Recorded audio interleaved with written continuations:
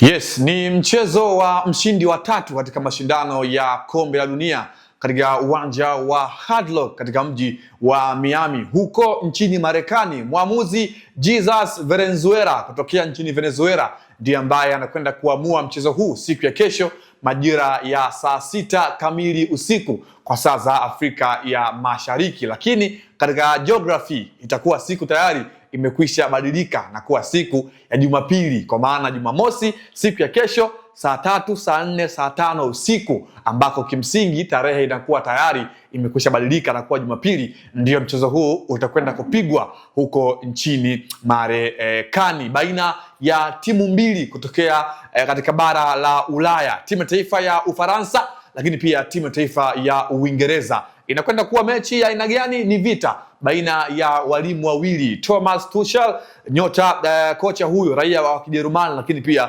na kocha Didier Deschamps, miongoni mwa makocha ambao wanakwenda kumalizia karia yao ya ukocha ndani ya timu ya taifa ya Ufaransa mara baada ya kutangazwa kwamba huenda ndio ukawa mchezo wake wa mwisho akiwa kama kocha mkuu wa timu ya taifa ya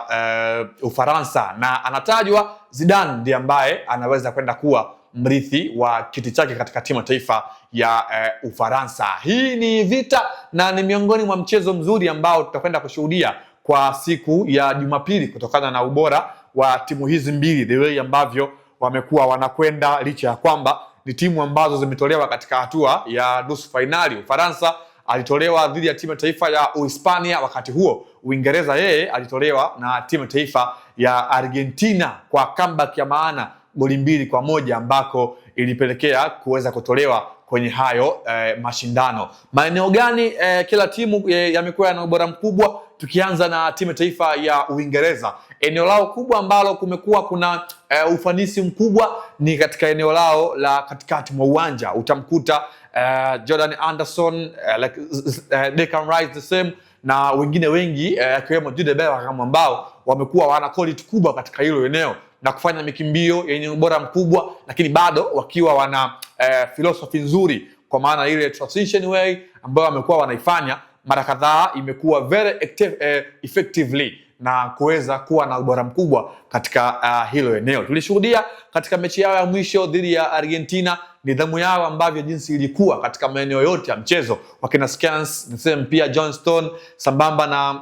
mlinzi mwingine wakati kwa maana ya Mark Guehi, walikuwa wana ule ubora ambao ukijumuisha ndio unapata tafsiri sahihi ya nidhamu ya timu ya taifa ya Uingereza chini ya kocha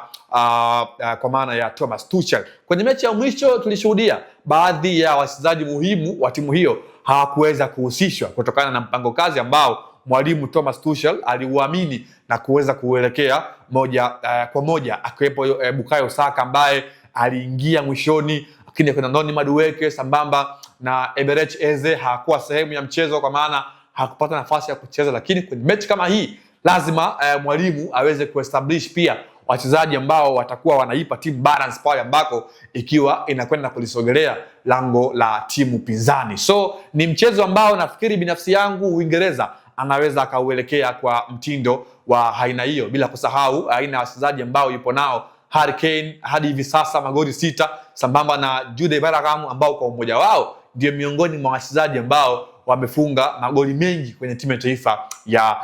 Uingereza kwa World Cup ya mwaka huu 2026. Lakini kwa upande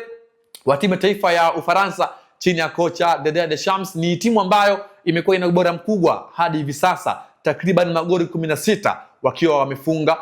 Kylian Mbappe akiwa anaongoza kwa magoli 8 hadi hivi sasa, na pengine ni mechi ambayo Kylian Mbappe atakwenda kuielekea akiwa anatafuta lengo la kuweza kumpiku Messi ambaye hadi na yeye kwa wakati huu ana magoli 8 na kuweza kumake sure kwamba anaweza akachukua hata kiatu cha mfungaji bora. Ousmane Dembele ana ubora mkubwa, Michael Olise, Bradley Barcola ambaye kwenye mechi iliyopita alianza, lakini kwenye mechi kama hii namtegemea kuweza kumuona na mtu kama vile kwa maana ya bwana mdogo kutokea timu ya Paris Saint-Germain ambaye amekuwa ana ubora mkubwa kutokea pembeni, anaweza akapata nafasi katika mchezo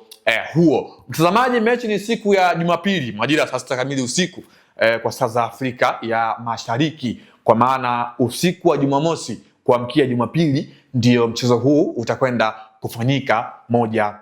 kwa moja. Naitwa Leopard John, nikushukuru. Nyuma ya kamera alikuwepo Agnes Alois ambaye kwa siku ya leo amekuletea video yenye picha ng'avu ambayo inaonekana kwa ubora mkubwa, lakini pia sauti ambayo unaisikia kwa ufanisi uliokuwa wa hali ya juu. Hadi wakati mwingine, na kwaheri kwa sasa.